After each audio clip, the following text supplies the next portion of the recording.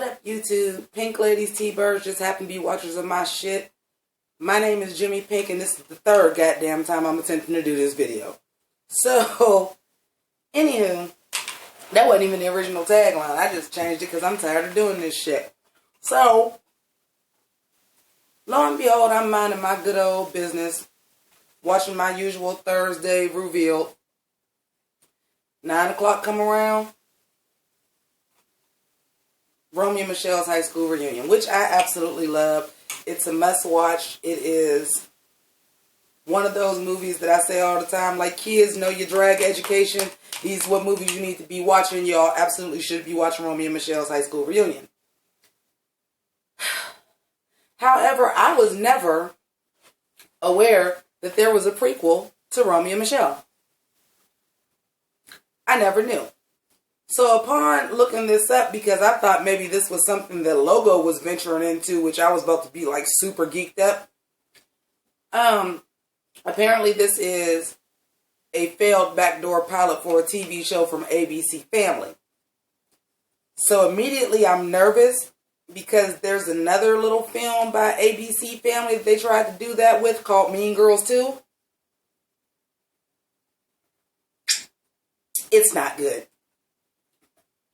But I promise you, if I don't have nothing else to watch and that shit is on Netflix, I will watch Mean Girls 2 because this shit is hilariously bad on how hard they try to flip the script and do this anti-plastic things. It's awful.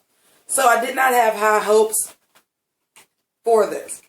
Before we go any further, the look goes as follows, because a bitch had to pull out a Romy and Michelle look out of thin fucking air because I was not expecting to have to do a review after I already did RuPaul. So, you know, I got, well, they're wedges, but you know, they did platforms back then, but I think I did pretty good with my Romy and Michelle look. Now, I'm going to remove my jacket because it's a little warm in here. And this is the fourth time I've had to fucking put it on because my camera's not participating. But anyway, no harm, no foul. So, let's start with our stars. So, keep in mind this is a prequel, so they are actually playing Romy and Michelle.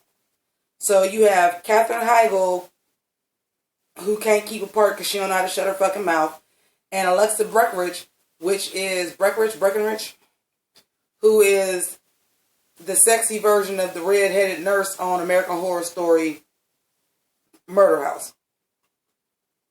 Without even talking about the plot or anything, there's people in this. You have Danielle Rodriguez from Entourage and Devious Maids. You have Nat Fixon from whatever fucking FX show he on right now, but I've seen him in a bunch of shit. You have, as one of the antagonists of the film, you have Kim from Better Call Saul. So there's good actors in here, and they all tried to play their part to the best that they were directed to do. I was actually very impressed with Katherine Heigl's Romy. First of all, these are hard characters to follow up and try to play the same people anyway. I would put Romy and Michelle up there with you trying to have people play Jim Carrey and Jeff Daniels on Dumb and Dumber, which you see how that fucking worked out. Like,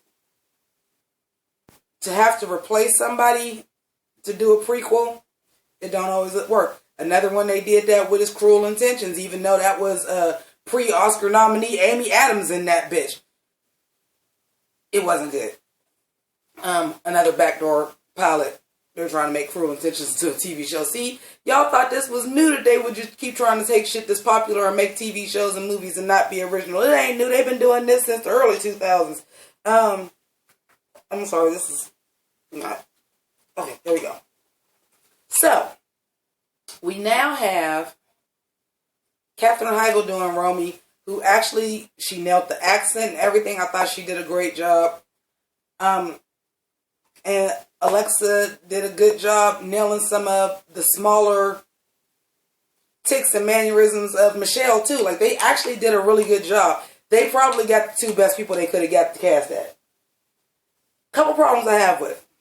If you remember the original Romy and Michelle, which I did not need to watch it first to remember. But if you remember that, when they were in high school, Romy was the one that was not blonde. Romy had dark hair. And Romy was fat. So now we got the prequel. Michelle has dark hair.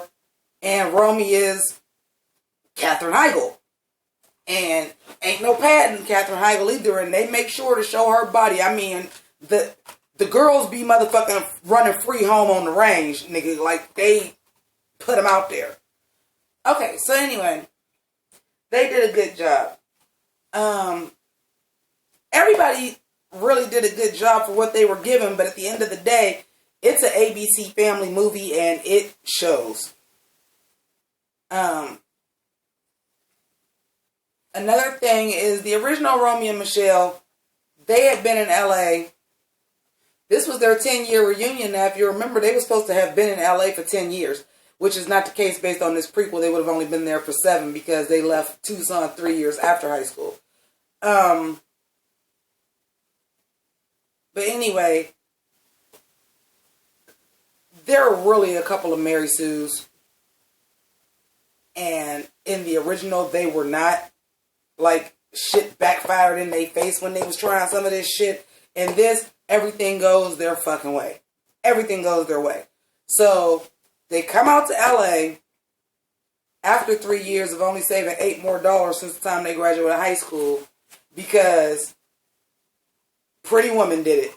So they go to LA and attempt to become prostitutes.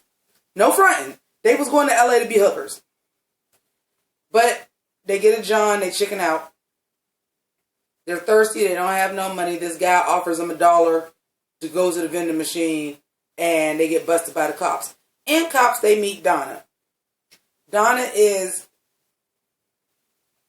transgender. At the particular point that they introduced her, I knew she wasn't straight up. I don't want to say that sounds. How do I want to put this? It was very clear, and it was painted very early on that she was a drag queen. It did not come about until a little bit later that she was actually transgender. Take that as you will. But, you know, problems I have with that is Tucson, Arizona is not a small city. You know what I mean? And you ain't from, nigga keep running Mississippi. You ain't from I fuck my cousin Kentucky. You from Tucson, Arizona. And, like, they were just so lost babe in the woods. Tucson, Arizona is still a pretty major city, right? Okay. Other things. Mary Sue, happenstance, and coincidence is afoot.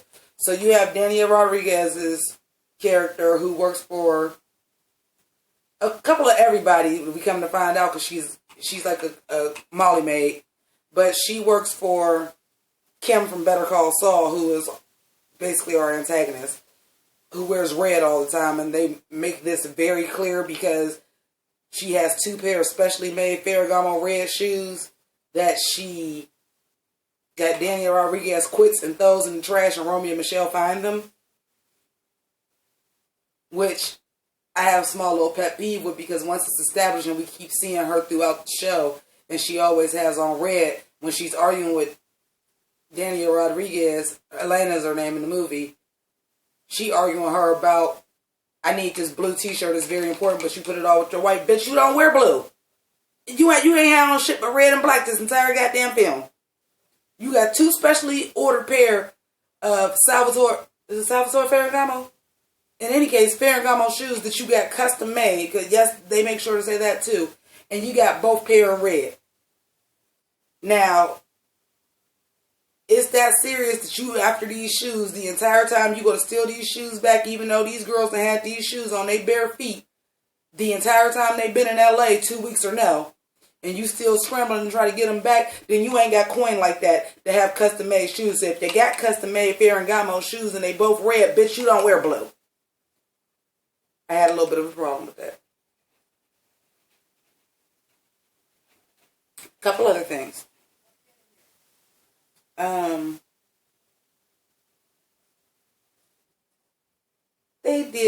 this little scene meta. Like, sometimes I think I'm in a movie and everybody else is just the side effects, and whatever we hear on the radio is the soundtrack, and that's how the movie was going. Cancel that noise. This movie was not the place for a meta joke, and it's the only one. So it was not cute.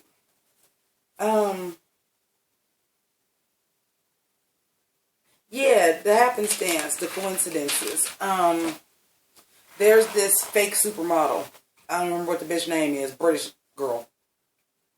Who, she on the phone with her best friend, who's also a supermodel, Valentina, whatever the fuck her name was.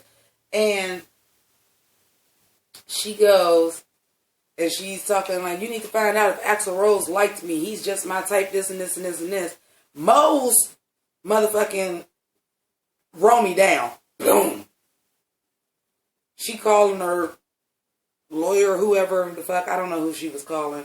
Oh my God, what's going on? What's going on? Oh my God, you have to be here. I think I killed her. So then that goes into a whole Night at the Roxbury type direction. And I'm going to leave it at that because that should explain it to you right there. Which is funny because they made a Richard Grieco joke. Because, you know, this is supposed to be like 1990. Even though they shot it in 2005. So they were like talking about how Richard... I got the guy from Jump Street. He's hot. And they were like, Johnny Depp. No, not that kid with the scraggly hair. I'm talking about Richard Grieco. So it's kind of funny. Which, by the way, time out. Time out from Romy and Michelle time. Did y'all see Hurricane Bianca? And what the fuck happened to Richard Grieco? Oh my God. Richard Grieco looked like Steven Seagal ate himself and threw it back up. I don't know what the fuck is going on with that. And I used to think Grieco was the man back then too. Anyway, going back to Romy and Michelle. So, that goes a Night at the Roxbury way. But she just wants to be friends with Romy because, of course, she's trying to get Romy not to sue her. And then Michelle meets a guy who thought she was a man at first because they was coming into the apartment with the lady that was the drag performer, the transgender lady, which, by the way, they stay in her house. Once they get out of jail, they go with her to her apartment. She's about to go overseas to get her surgery done, her nip tuck, or to get her tuck nipped, and leave them to take care of her cat. This their first day in town. This is what I mean about the happenstance, coincidences, and the Mary Sues. You came into town, you got some place to live. The person that's letting you stay there is out of town, so you basically got a place to live free and clear for at least a good couple of weeks. Then you find some Ferragamo shoes. Then you get hit by a supermodel. So mind you, another part I had the reason. So they kept saying these was their lucky shoes. So they wore these red Ferragamo shoes everywhere. They just happened to be their size. But when the model girl was telling Romy, I can get you some LA Gears. I ordered you some LA Gears in a 7.5 because they trying to get me to wear them. Michelle says, well, can you get them in an 8? So y'all don't wear the same size shoe. Okay. These are the plot holes and the problems that were not in the first one. Then the lady goes in and breaks in and Michelle leaves her shoes, go kick it with a dude and put on galoshes to run upstairs. The lady breaks in the house and gets her shoes, and then the supermodel and Romy get into it and she leaves her shoes. However, she left her shoes because the model gave her some gold Gucci shoes. Bitch, you made it come up. That go both. Where you lose out at? On top of the fact of, yeah, every outfit y'all was wearing ain't matched them red shoes. Everything matched with gold, bitch. You better be alright with them damn Gucci fucking lace-up sandals. Right? Okay, so anyway, lo and behold, Donna comes back and like that's their new best friend. And they didn't have a coming out party. Donna wasn't having a coming out party. She was having a coming off party. As in, I felt a little uncomfortable with that joke. I'm not gonna lie, she was having a coming off party. Okay. But anyway, the new boyfriend and love interest band was going to be playing there, and Danielle Rodriguez sing, so they needed a singer last minute, so they had her sing. And then when they had her on the stage performing, she was looking like Stacey Dash for whatever reason, I don't know. It was worse than that movie. What was the other sequel? Was it Get Shorty and Be Cool, where they had Christina Milian singing with Aerosmith? Yeah, it was that fucking bad. And then they wanted to be background dancers for Paula Abdul, so they made up this dance move, but everybody else started to do it too. Like, they were trying to capitalize on some of the things from the first movie. And then the killer. And this was the real killer for me. So the supermodel chick was like, y'all friendship made me think about my friendship with my best friend, and we need to reconcile some things. So the other, Valencia or whatever, British chick, and the other model comes in. The other model comes in, blonde hair, blue sequins dress with ostrich feathers around the trim. So I'm looking like,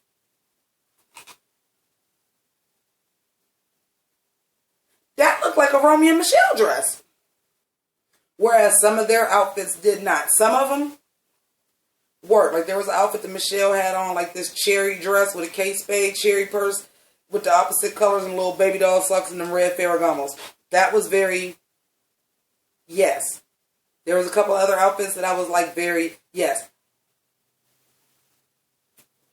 And then there were just some that was like, no. Like, when they was going to their little ozone, and that's the other thing too. Like, it really took a turn for a night at the Roxbury. I'm not even kidding, except for they was kept trying to get to the ozone instead of the Roxbury. It really turned into a night at the Roxbury, like a good 20 minutes into the movie. But when they first are going to the ozone, I'm looking at Katherine Heigl's outfit, and I'm like, I kind of see Romy a little bit. Not quite. But Michelle wasn't there at all. This bitch had on a pink wig, pink bra and ruffled panties with a see-through pink shirt tied like this and a pink tutu on top of it. What part of Romy and Michelle wardrobe did that come out of? Because no, they didn't do stuff like that. And I understand you got to take liberties, but you know what? I've seen the Clueless TV show. They did a pretty good job on wardrobe. I've seen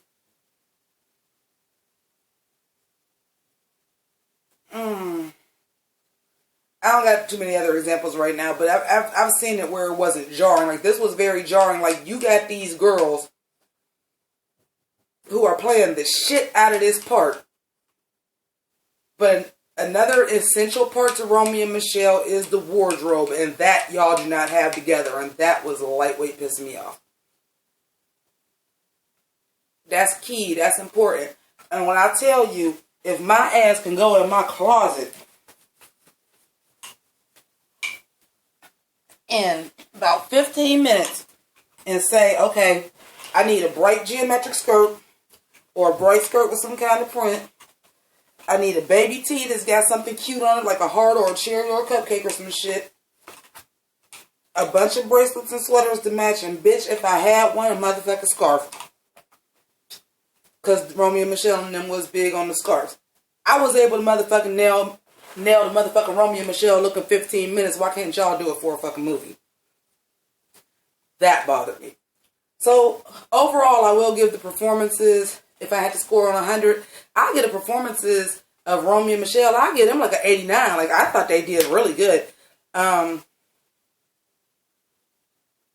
rest of the movie, like I said, I'll give it, what's certified fresh on Rotten Tomatoes? A 59? A 60 is certified fresh? I'll give it like a 59. It's not, I've seen way worse prequels. Way worse. I've seen way worse prequels. I've seen way worse remakes trying to make TV shows. Because trust me, the Clueless TV show was not fucking good. And I tried to ride with that bitch. I really did. I really did. But it was really bad. This wasn't as bad as the Clueless TV show. And I'm glad it didn't work out so that it wouldn't be a TV show. Because it probably would have got that bad. But this wasn't bad. If you have the opportunity to watch the original, I'm definitely going to say watch the original.